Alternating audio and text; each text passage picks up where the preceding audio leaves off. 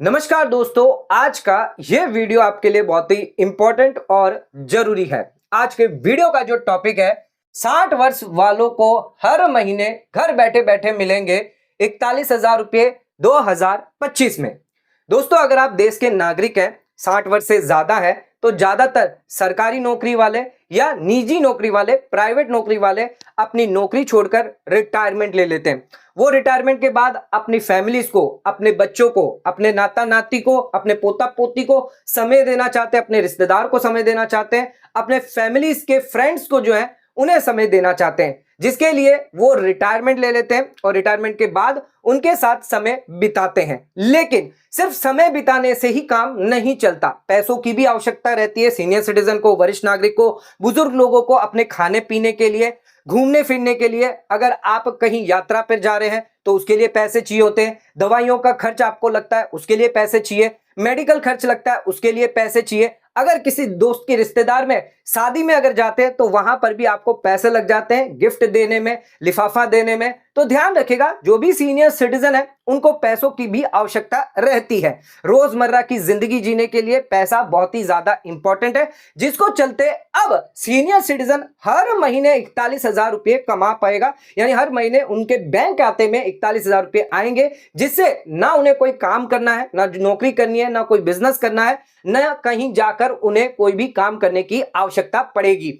अब आसानी से घर में बैठे बैठे 41,000 रुपये आपको सीधे आपके खाते में मिल जाएंगे, जिससे आप अपने फैमिली के साथ समय भी बिता पाएंगे, बच्चों के साथ खेल भी पाएंगे, दोस्त यारों के साथ उठ बैठ भी पाएंगे और अपने रिलेटिव के यहां पर जा भी पाएंगे। तो दोस्तों, 41,000 रुपये आपको हर महीने कैसे मिलेंगे, कैसे दिए जाएंगे, जानेंगे आज के इस कंप्लीट वीडियो में। आज का वीडियो बहुत ही इंपॉर्टेंट है। आज के इस वीडियो में पूरा प्रोसेस आपको बताएंगे, किस तरह आप 41,000 रुपये हर महीने कमा पाएंगे। हर महीने यहां पर 41,000 रुपये आपको मिलते रहेंगे, जिससे आपका खर्च, आपकी दवाइयों का खर्च, आपके रहने का खर्च, आपके खाने पीने का खर्च निकलता रहेगा। तो दोस्तों, आज का वीडियो बहुत ही इंपॉर्टेंट है, तो वीडियो का एंड तक जरूर देखें।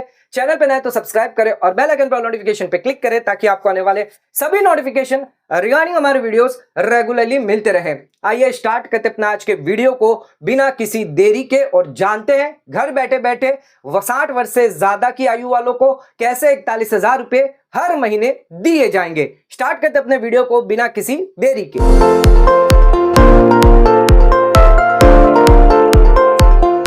दोस्तों, आइए स्टार्ट करते अपना आज के वीडियो को और बात करते हैं, 60 से ज्यादा आपकी उम्र है, सीनियर सिटीजन, वरिष्ठ नागरिक है, तो घर बैठे बैठे हर महीने 41,000 रुपये कैसे मिलेंगे, जिसके लिए आपको निवेश करना होगा सीनियर सिटीजन सेविंग स्कीम में। तो senior citizen saving scheme post office द्वारा जारी करी गई है। इस स्कीम में निवेश करने पर आपको हर महीने 41,000 रुपये दिए जाएंगे। लेकिन इसमें निवेश करने के लिए कुछ कंडीशन है। इन कंडीशन को अच्छे से जानना आपके लिए जरूरी है। यानी क्या क्या नियम है, ये जानिएगा। सबसे पहले, इस स्कीम में कौन निवेश कर सकता है, यानी कौन अप्लाई कर सकता है, कौन होगा यहां पर एलिजिबिलिटी क्राइटेरिया। तो ध्यान रखिएगा, यहां पर 3 से 4 लोग जो है वो यहां पर निवेश कर सकते हैं। सबसे पहले बात करते हैं जनरल कैटेगरी की। तो जनरली जिनकी एज 60 से ज्यादा है वो इस स्कीम में निवेश कर सकते हैं, यानी कि सीनियर सिटीजन, वरिष्ठ नागरिक, देश के बुजुर्ग लोग जो है वो इसमें निवेश कर सकते हैं। अगर आपकी एज 60 साल से ज्यादा है, 60 से ज्यादा है, अगर आप इंडिविजुअल है और देश के नागरिक है, यानी कि आप रेसिडेंट है, ध्यान रखिएगा, एनआरआई है या फिर एचयूएफ है, तो उस केस में आप इस स्कीम में निवेश नहीं कर पाएंगे। सिर्फ और मात्र और सिर्फ सीनियर सिटीजन ही इस स्कीम में निवेश कर सकते हैं। इसके अलावा आप अगर रिटायर्ड सिविलियन एम्प्लॉय हैं तो आपको ध्यान रखना है, आपकी एज जो है अगर 55 साल से लेकर 60 है तो आप निवेश कर सकते हैं। यानी 60 से पहले भी, लेकिन 55 से ज्यादा होनी चाहिए, 55 या उससे ज्यादा होनी चाहिए। तो अगर आप रिटायर्ड सिविलियन एम्प्लॉय हैं और आपको रिटायरमेंट बेनिफिट मिला है, आपने वॉलंटरी रिटायरमेंट लिया है, सुपर एनुएशन मिला है, स्पेशल वॉलंटरी रिटायरमेंट लिया है, तो रिटायरमेंट बेनिफिट आपको मिलना चाहिए। और ये रिटायरमेंट बेनिफिट आपको निवेश करना है किसमें? सीनियर सिटीजन सेविंग स्कीम में विद इन 3 मंथ्स के अंदर अंदर। 3 महीनों के अंदर अंदर आपको जो भी रिटायरमेंट बेनिफिट मिल रहा है आपकी रिटायरमेंट के बाद, चाहे वो सुपर एनुएशन हो, प्रोविडेंट फंड हो, ध्यान रखिएगा रिटायरमेंट बेनिफिट का भी डेफिनेशन दिया गया है, जहां पर सुपर एनुएशन हो गया या फिर प्रोविडेंट फंड हो गया, पेंशन फंड हो गया, पेंशन अगर आपको मिल रही है, कम्यूटेड पेंशन मिल रही है, ग्रेच्युटी आपको मिल रही है, चाहे डेथ ग्रेच्युटी मिल रही है, रिटायरमेंट ग्रेच्युटी मिल रही है, इसके अलावा आपको कैश इक्विवेलेंट लीव मिल रही है, या आपको एम्प्लॉय पेंशन स्कीम के तहत रिटायरमेंट बेनिफिट मिल रहा है, एक्स ग्रेटिया पेमेंट मिल रही है, या इसके अलावा अगर कोई डेथ हो जाती है किसी एम्प्लॉय की इन हार्नेस में, तो उसमें जो भी रिटायरमेंट बेनिफिट मिलता है, तो ये सारे रिटायरमेंट बेनिफिट माने जाते हैं। तो अगर किसी की डेथ हो गई उसको रिटायरमेंट बेनिफिट मिल रहा है, तो ये भी आपको यहां पर निवेश करना होगा सीनियर सिटीजन सेविंग स्कीम में। अगर आप निवेश करते हैं, जो रिटायरमेंट बेनिफिट आपको मिला है, तो उस केस में 3 महीने के अंदर अंदर आपको निवेश करना है, तो इस स्कीम में निवेश कर सकते हैं। इसके अलावा हमारी जो तीसरी कैटेगरी है वो है रिटायर्ड डिफेंस एम्प्लॉय की। तो अगर आप डिफेंस से हैं, लेकिन अगर आप सिविलियन एम्प्लॉय नहीं होने चाहिए, सिविलियन डिफेंस एम्प्लॉय नहीं होने चाहिए, तो उस केस में आप यहां पर निवेश कर सकते हैं। आपकी आयु जो है वो 50 से लेकर 60 के अंदर है, तो आपको भी जो भी रिटायरमेंट बेनिफिट मिला है 3 महीने के अंदर अंदर जब से आपको मिला है, आपको निवेश करना है सीनियर सिटीजन सेविंग स्कीम में। तो रिटायरमेंट सिविलियन हो या रिटायरमेंट डिफेंस एम्प्लॉय हो, 55 से 60, 50 से 60 अगर एज है तो भी आप कर सकते हैं, यानी 60 से कम भी हुई तो भी कर सकते हैं, लेकिन रिटायर्ड होने चाहिए। तो उस केस में जो भी रिटायरमेंट बेनिफिट मिलेगा उसका लाभ आपको मिलेगा सीनियर सिटीजन सेविंग स्कीम के तहत। इसके अलावा हमारे पास एक और कैटेगरी है जो है स्पाउस। अगर किसी इंप्लॉय की डेथ हो जाती है, डिमाइस हो जाती है हार्नेस की वजह से, ड्यू टू हार्नेस, तो उस केस में चाहे वो सरकारी इंप्लॉय हो, सेंट्रल गवर्नमेंट का हो या स्टेट गवर्नमेंट का हो, तो जो भी रिटायरमेंट बेनिफिट मिल रहा है, डेथ ग्रेच्युटी मिल रही है, डेथ कंपनसेशन मिल रहा है, तो वो यहां पर जो स्पाउस है वो यहां पर सीनियर सिटीजन अकाउंट जो है वो ओपन करवा सकती है। शर्त यह है जो इंप्लॉय है उसकी एज 50 से ज्यादा होनी चाहिए। तो अगर किसी इंप्लॉय की डेथ हो जाती है तो उसकी जो पत्नी है, यानी जो उसकी जो स्पाउस है, वो यहां पर सीनियर सिटीजन सेविंग स्कीम में निवेश कर सकती है, जो भी रिटायरमेंट बेनिफिट उसको मिलता है। तो ये 4 कैटेगरी दी गई है जिसमें आप सीनियर सिटीजन सेविंग स्कीम में निवेश कर सकते हैं। आप यहां पर कितने भी नंबर ऑफ अकाउंट जो है वो ओपन करवा सकते हैं, कोई रिस्ट्रिक्शन नहीं है। आप चाहें तो इंडिविजुअल अकाउंट खोल सकते हैं, या फिर ज्वाइंट अकाउंट खोलना चाहते हैं तो ज्वाइंट अकाउंट भी खोल सकते हैं। ज्वाइंट अकाउंट अगर आपको खोलना है तो आपकी स्पाउस के साथ ही खोल सकते हैं। स्पाउस की जरूरी नहीं है कि उसकी एज 60 साल हो, आपकी एज 60 साल होनी चाहिए, लेकिन स्पाउस की एज अगर 60 से कम भी है तो भी आप ज्वाइंट अकाउंट खुलवा सकते हैं, लेकिन सिर्फ स्पाउस के साथ ही आपको ज्वाइंट अकाउंट खुलवाना होगा। दूसरे पॉइंट पे, तो कितना आप मिनिमम और मैक्सिमम जो है डिपॉजिट कर सकते हैं, निवेश कर सकते हैं सीनियर सिटीजन सेविंग स्कीम में। सबसे पहले बात करते हैं मिनिमम की। तो मिनिमम आप 1000 रुपया अकाउंट में डालकर अकाउंट ओपन करवा सकते हैं। मल्टीपल की बात करें तो 1000 के मल्टीपल में आपको पैसा जमा करना है, यानी कि 5000 रुपये हो गए, 6000 रुपये होंगे, इस तरह मल्टीपल में आपको पैसा जमा करना है। मिनिमम आप 1000 रुपये जमा कर सकते हैं। मैक्सिमम की बात करें तो 30 लाख रुपए आप मैक्सिमम जमा कर सकते हैं। ध्यान रखिएगा सभी अकाउंट को, ऑल सीनियर सिटीजन अकाउंट को मिलाकर 30 लाख की लिमिट रखी गई है। अगर आप एक अकाउंट खुलवाते हैं जिसमें आपने 10 लाख रुपए डाले, फिर आपने दूसरा अकाउंट खुला उसमें आपने 5 लाख डाले, फिर तीसरा अकाउंट खुला उसमें आपने 10 लाख रुपए डाल दिए, फिर आपने चौथा अकाउंट खुलवाया उसमें भी आपने 5 लाख रुपए डाले, तो टोटल जो आपके अकाउंट होंगे, यानी 4 अकाउंट है जिसमें टोटल लिमिट आपकी 30 लाख से ज्यादा नहीं होनी चाहिए। अगर गलती से आपकी 15 लाख रुपए आपने चौथे अकाउंट में डाल दिए, यानी आपने 40 लाख रुपए डाल दिए, तो यहां पर 30 लाख माइनस करेंगे, यानी 10 लाख हो गया आपका एक्सेस फंड। तो अब जो भी एक्सेस पैसा आपने डिपॉजिट किया है वो आपको रिफंड कर दिया जाएगा। तो ये 10 लाख रुपए जो है, जो आपने एक्सेस डाले हैं, वो आपको रिफंड कर दिए जाएंगे। तो from the date of deposit, जिस दिन से आपने डिपॉजिट किया है, till date of excess refund, तो जब तक आपको रिफंड नहीं किया जाता उस केस में आपको पोस्ट ऑफिस सेविंग रेट के हिसाब से ब्याज दिया जाएगा, यानी कि 4%, ना कि सीनियर सिटीजन सेविंग रेट के हिसाब से। तो ये चीज आप ध्यान रखिएगा कि एक्सेस डिपॉजिट अगर आप करते हैं तो आपका जो पैसा होगा उस पर सिर्फ 4% का ब्याज ही आप कमाएंगे। अब 30 लाख रुपए जो भी आपने निवेश किए हैं, ये आपको एटीसी का बेनिफिट मिल जाता है 1.5 लाख रुपए का हर साल।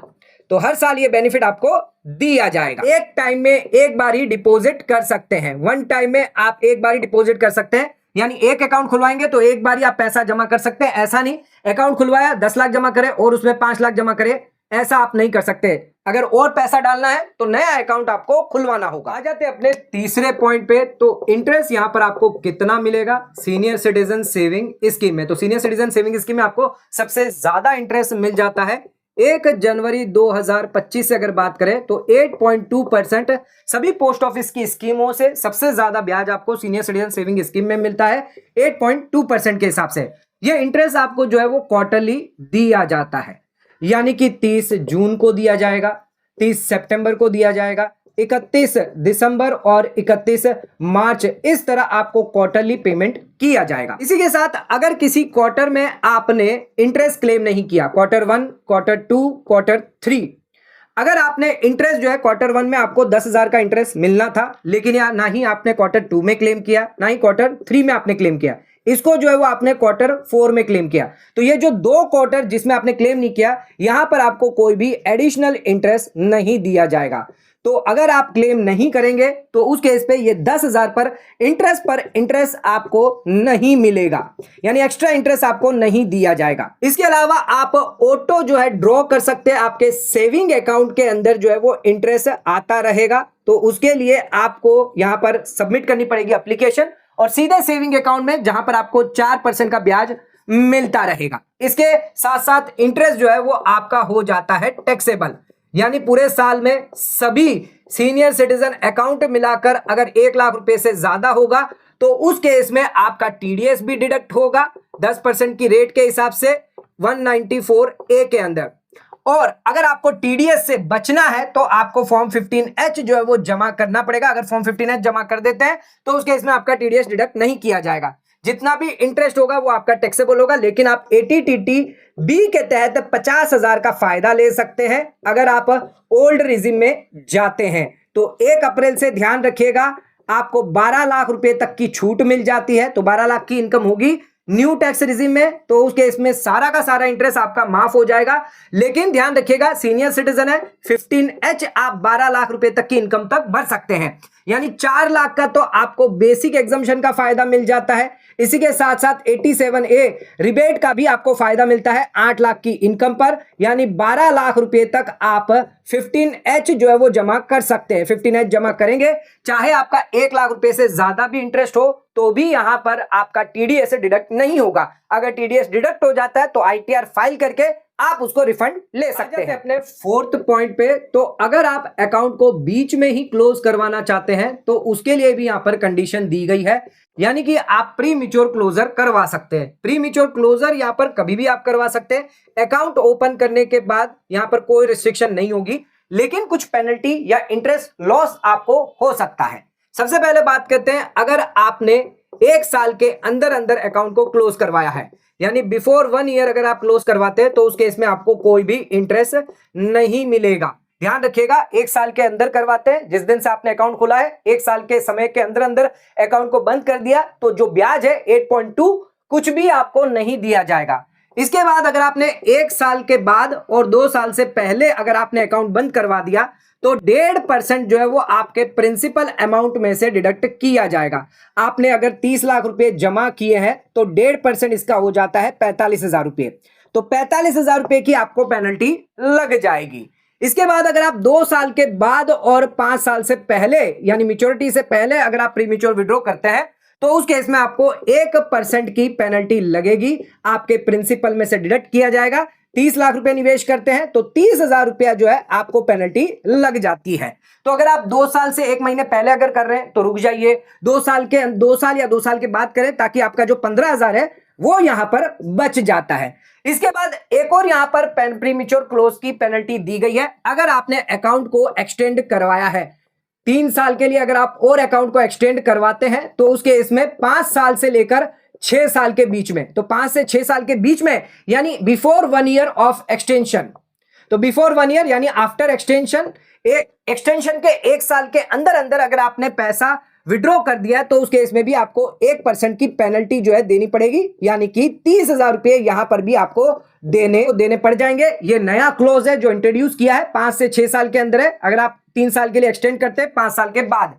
ध्यान रखिएगा 7वें साल और 8वें साल में अगर आपका अकाउंट है जिसमें आप प्रीमेच्योर विड्रॉ कर रहे हैं, एक्सटेंशन आपने अकाउंट का करवाया है, तो उस केस में कोई भी पेनल्टी नहीं लगेगी।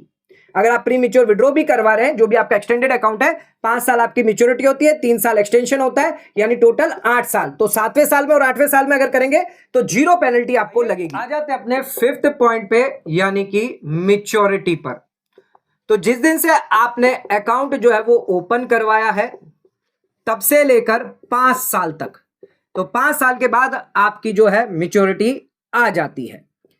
लेकिन अगर किसी कारणवश आपकी डेथ हो जाती है, मान लीजिए 3 साल के अंदर अंदर आपकी जो है वो डेथ हो जाती है अकाउंट होल्डर की, तो उस केस में जो भी बैलेंस पीरियड होगा, यानी 2 साल के लिए आपको 4% पोस्ट ऑफिस सेविंग रेट के हिसाब से ब्याज दिया जाएगा। बाकी का जो 3 साल है उसमें आपको 8.2% का ब्याज मिलेगा। अब डेथ होने पर आपका अकाउंट जो है, अगर ज्वाइंट होल्डर है कोई, यानी कि आपके अगर स्पाउस है वो ज्वाइंट होल्डर हो, या फिर सोल नॉमिनी है, तो उस केस में आपका अकाउंट जो है वो कंटिन्यू रहेगा। यानी ये जो 2 साल के लिए आपका अकाउंट जो है वो कंटिन्यू रहेगा। आपकी जो स्पाउस है वो उसको कंटिन्यू कर सकती है। लेकिन यहां पर 2 कंडीशन दी गई है। पहली कंडीशन क्या है? पहली कंडीशन यह है कि आपकी स्पाउस जो है वो एलिजिबल होनी चाहिए सीनियर सिटीजन अकाउंट खोलने के लिए, यानी कि उसकी एज जो है वो 60 साल या उससे ज्यादा होनी चाहिए। दूसरी कंडीशन है उसका कोई भी अनदर सीनियर सिटीजन अकाउंट नहीं होना चाहिए, यानी इस अकाउंट के अलावा आपके पास कोई अदर सीनियर सिटीजन अकाउंट नहीं होना चाहिए। लेकिन यहां पर ड्रॉबैक ये है, आपको सिर्फ ये 2 साल के लिए 4% ही मिलेगा, ना कि 8.2%। तो ये चीज ध्यान रखिएगा, अगर डेथ हो जाती है तो उसके बाद आपको 4% ब्याज मिलेगा। आपकी स्पाउस जो है वो कंटिन्यू कर सकती है, अगर वो 60 साल से ज्यादा है, उसके पास कोई भी सीनियर सिटीजन अकाउंट नहीं है, तो ये 2 साल के लिए आपको 4% का ही ब्याज दिया जाए। डेथ हो जाती है तो उसके बाद आप प्रीमेच्योर विड्रॉल करवा लीजिए, जिसमें आपको 30,000 की पेनल्टी लगेगी। एंड आप जो स्पाउस है वो यहां पर खुद का सीनियर सिटीजन अकाउंट खुलवा ले, जहां पर आपको 8.2% ब्याज मिलता रहेगा। तो आप कंटिन्यू करेंगे तो 4% मिलेगा। लेकिन अगर आप पेनल्टी अगर 30,000 की यहां पर दे देते हैं तो उसके बाद आप 8.2% 2 साल के लिए कमाएंगे, को एक्स्ट्रा 4.2% का एक्स्ट्रा ब्याज मिलेगा, जो ये 30,000 रुपए की पेनल्टी से कई ज्यादा आपको इंटरेस्ट यहां पर एक्स्ट्रा मिल जाएगा। अपने 6th पॉइंट पे, तो एक्सटेंशन ऑफ अकाउंट। अगर आप सीनियर सिटीजन सेविंग स्कीम में निवेश करते हैं तो आप अकाउंट को एक्सटेंड करवा सकते हैं। अकाउंट एक्सटेंशन को लेकर कई सारे नए नियम आए हैं। हमें यह समझना है कि यहां पर आपकी मैच्योरिटी क्या होगी अगर आप अकाउंट को एक्सटेंड करवाते हैं, आपको कितना इंटरेस्ट मिलेगा एक्सटेंडेड अकाउंट पे, इसके साथ साथ क्या टाइम पीरियड दिया गया है जिसके अंदर आपको अकाउंट को जो वो एक्सटेंड करवाना है, और आपका जो एक्सटेंशन अकाउंट होगा वो कितने साल का होगा, यानी ब्लॉक आपने कितने साल का होगा। तो ये 4 सवाल निकल के आते हैं कि कितने में आपकी मैच्योरिटी होगी, कितना इंटरेस्ट आपको मिलेगा एक्सटेंडेड अकाउंट पर, एक्सटेंड अकाउंट कितने साल के लिए आप कर सकते हैं, और कब कब आपको अकाउंट को एक्सटेंड करवाना होगा। तो दोस्तों पहले आप समझ लीजिए 5 साल का ये ब्लॉक दिया गया है, ये 5 साल का नॉर्मल ब्लॉक है, यानी एक्चुअल अकाउंट आपका हो गया। अब इसमें आप कितने भी नंबर ऑफ अकाउंट को एक्सटेंड करवा सकते हैं। पहले एक ही अलाउ किया जाता था, अब आप 2 भी कर सकते हैं, 3 बार भी कर सकते हैं, नंबर ऑफ टाइम अकाउंट को एक्सटेंड कर सकते हैं। हर एक अकाउंट जो है वो 3-3 साल के ब्लॉक में होगा, ये ध्यान रखिएगा। हर एक ब्लॉक जो है वो 3-3 साल का होगा। आप कितने भी n number of time block जो है वो एक्सटेंड कर सकते हैं। तो यहां पर पहला जो है वो आपका 8 साल तक हो गया, दूसरा हो गया आपका 12 साल तक, और तीसरा आपका हो जाता है 15 साल तक।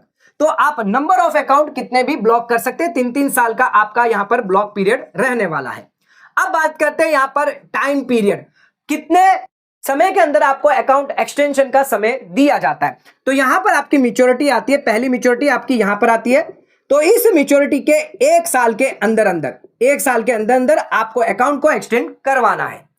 दूसरी यहां पर मैच्योरिटी कब आती है, आपकी जो 8 साल की है, ये आपकी पहली अगर मैच्योरिटी मान गई, यानी ये एक्सटेंडेड मैच्योरिटी हो गई आपकी, एक्सटेंडेड मैच्योरिटी कह लो, या फिर end of each block of 3 year कह लो। तो ये आपकी जो है मैच्योरिटी आती है। अगर आपने एक्सटेंडेड अकाउंट करवाया है तो उस केस में जो दूसरा अकाउंट है वो आपकी मैच्योरिटी जो होगी वो ये मानी जाएगी, ना कि ये ओरिजिनल मैच्योरिटी नहीं मानी जाएगी। अब ये जो भी एक्सटेंड करा है इसके 1 साल के अंदर अंदर, तो इसके 1 साल के अंदर अंदर आपको दूसरा जो है वो एक्सटेंशन करवाना है। वैसे ही तीसरा है तो इसका भी 1 साल के अंदर अंदर तीसरा अकाउंट आपको एक्सटेंड करवाना है। ऐसा नहीं कर सकते कि जो दूसरा वाला आपको एक्सटेंड करवाना है वो यहां पर पहले मैच्योरिटी जो आई थी उसके 1 साल के अंदर आपको करवाना है। तो पहला जो है वो आप करवा सकते हैं, लेकिन दूसरा जो है वो आपकी जब 8 साल पर मैच्योरिटी आएगी तब उसके 1 साल के अंदर अंदर, यानी 9 साल के पीरियड के अंदर अंदर, 8 से 9 साल के अंदर अंदर आपको अकाउंट को एक्सटेंड करवाना है। और यहां पर आपको 12 से 13 साल के अंदर अंदर अकाउंट को तीसरा जो अकाउंट है वो मैच्योरिटी करवा सकते हैं। तो यहां पर आपका टाइम पीरियड भी हो गया। इंटरेस्ट आपको क्या मिलेगा, तो जो भी मैच्योरिटी पर आपका इंटरेस्ट होगा, मान के चलिए जब आपने अकाउंट ओपन करवाया था आपका 8.2% था, लेकिन आपकी मैच्योरिटी पर यहां पर हो जाता है 8%। तो उस केस में जो पहला एक्सटेंडेड अकाउंट है यहां पर आपको 8% इंटरेस्ट मिलेगा, ना कि 8.2%। ये ध्यान रखिएगा। फिर दूसरी मैच्योरिटी आपके 8 साल में आती है, यहां पर हो जाता है 7.5%। तो उस केस में आपको 7.5 के हिसाब से सेकंड ब्लॉक पर इंटरेस्ट दिया जाएगा। ऐसा नहीं है कि पहले ब्लॉक, दूसरे ब्लॉक, तीसरे ब्लॉक पर आपको 8.2% मिलेगा, ऐसा नहीं होगा। तो पहले ब्लॉक की मैच्योरिटी यहां आती है तो जो इंटरेस्ट रेट होगी मैच्योरिटी पर उसी के हिसाब से आपको पैसा इंटरेस्ट दिया जाएगा। अब बात करते हैं मैच्योरिटी की। तो मैच्योरिटी कब आएगी, तो यहां पर 5 साल के बाद जो है वो आपकी मैच्योरिटी आती है अगर आप एक्सटेंड नहीं करवाते। अब पहला एक्सटेंशन आपने करवाया है 8 साल पे, तो 8 साल के बाद आपकी मैच्योरिटी आएगी, या फिर अगर 12 साल तक एक्सटेंड कराते हैं तो 12 साल के बाद मैच्योरिटी आती है। तो ध्यान रखिएगा, मैच्योरिटी जो है या एक्सटेंडेड मैच्योरिटी आपकी कब मानी जाएगी, अगर आपने अकाउंट एक्सटेंड नहीं करवाया है तो 5 साल की आपकी मैच्योरिटी होगी। अगर आपने एक्सटेंशन एक बार करवाया तो उस केस में 8 साल की मैच्योरिटी होगी। अगर दूसरी बार एक्सटेंशन करवाया तो 12 ईयर की मैच्योरिटी होगी, यानी ये आपकी मैच्योरिटी मानी जाएगी, ना कि 5 साल और 8 साल। इसके अलावा तीसरी बार एक्सटेंशन करवाते हैं तो 15 साल की आपकी मैच्योरिटी मानी जाइए। अब जानते हैं 41,000 रुपए हर महीने सीनियर सिटीजन, वरिष्ठ नागरिक 60 साल से ज्यादा है, कैसे यहां पर कमा सकते हैं। ध्यान रखिएगा, यहां पर सीनियर सिटीजन सेविंग स्कीम में मैक्सिमम आप 30 लाख रुपए जो है वो निवेश कर सकते हैं। अगर एक सीनियर सिटीजन है तो आपके लिए लिमिट 30 लाख की दी गई है। एट द रेट 8.2% के हिसाब से आप इसमें निवेश करेंगे 5 साल के लिए। उस केस में आपको जो इंटरेस्ट है वो 5 साल पर मिलेगा 12,30,000 रुपए, यानी ईयरली इंटरेस्ट की बात करें तो 2,46,000 का आपको ईयरली इंटरेस्ट मिलेगा। क्वार्टरली की बात करें तो 61,500 का आपको क्वार्टरली इंटरेस्ट दिया जाएगा। और वहीं आपको मंथली की बात करें तो 20,500 का आपको मंथली पैसा मिलता रहेगा, यानी सीनियर सिटीजन को मंथली 20,000 रुपए मिलेंगे अगर आप 30 लाख रुपए जमा करते हैं। यह आपने इंडिविजुअल अकाउंट खुलवाया है। लेकिन अगर आप ज्वाइंट अकाउंट खुलवाएंगे तो भी यहां पर आपको 20,500 ही मिलेंगे, यानी सीनियर सिटीजन खुद से और अपने स्पाउस को यहां पर ज्वाइंट होल्डर करके आप अकाउंट खुलवा सकते हैं। यहां पर भी आपकी लिमिट जो वो 30 लाख रहेगी, जिस पर आपको 20,500 मिलेगा। लेकिन अगर आप 2 सीनियर सिटीजन मिलकर अकाउंट खुलवाते हैं अलग अलग, यानी दोनों ही सेपरेट अकाउंट खुलवाते हैं, जो भी आपकी वाइफ है वो भी अलग से सीनियर सिटीजन अकाउंट खुलवाती है और आप भी, हस्बैंड भी है वो भी यहां पर अलग से सीनियर सिटीजन अकाउंट खुलवाते हैं, तो उस केस में कितना पैसा आपको मंथली मिलेगा। आइए, 60 लाख यहां पर आप जमा कर पाएंगे। 30 लाख जो है वो आपने यहां पर निवेश किए, प्लस 30 लाख आपकी स्पाउस करती है। 8.2% के हिसाब से रेट मिलता है 5 साल के लिए। तो उस केस में आपको इंटरेस्ट जो है वो 5 साल का दिया जाएगा 24,60,000 रुपये, यानी ईयरली अगर बात करें तो उस केस में 4,92,000 का इंटरेस्ट मिलेगा। अगर क्वार्टरली की बात करें तो 1,23,000 का इंटरेस्ट मिलेगा। और मंथली की अगर बात करें तो उस केस में 41,000 का इंटरेस्ट आपको घर बैठे बैठे मिल जाता है। तो आप खुद या आपकी स्पाउस के साथ मिलकर अगर दोनों अगर अकाउंट खुलवा लेते हैं, सीनियर सिटीजन अकाउंट, जहां पर आपको 30 लाख की लिमिट आप में मिल जाती है, 30 लाख की लिमिट आपके स्पाउस में मिल जाती है, जिससे हर महीने 41,000 जो है पैसा आपके घर बैठे बैठे आपको मिलेगा। आपको कुछ भी नहीं करना है। लेकिन अगर आप सिर्फ अपने अकाउंट में डालेंगे तो 20,500 रुपए ही आपको दिए जाएंगे। तो दोस्तों, आज का वीडियो आपको कैसा लगा नीचे कमेंट करके हमें जरूर बताइए। वीडियो रिलेटेड अगर कोई सवाल हो तो वो भी आप हमें पूछ सकते हैं। Senior citizen saving scheme related अगर आपके कोई डाउट है, क्वेरी है, वो भी हमें आप कमेंट करके पूछ सकते हैं। इसका भी जवाब हम आपको जल्द से जल्द दे देंगे। तो दोस्तों, आज का वीडियो पसंद आया तो वीडियो को लाइक से सब्सक्राइब करना ना भूलें। वीडियो को ज्यादा से ज्यादा शेयर करें ताकि और लोगों तक इसकी नॉलेज पहुंचे। आज का वीडियो खत्म करते हैं। धन्यवाद।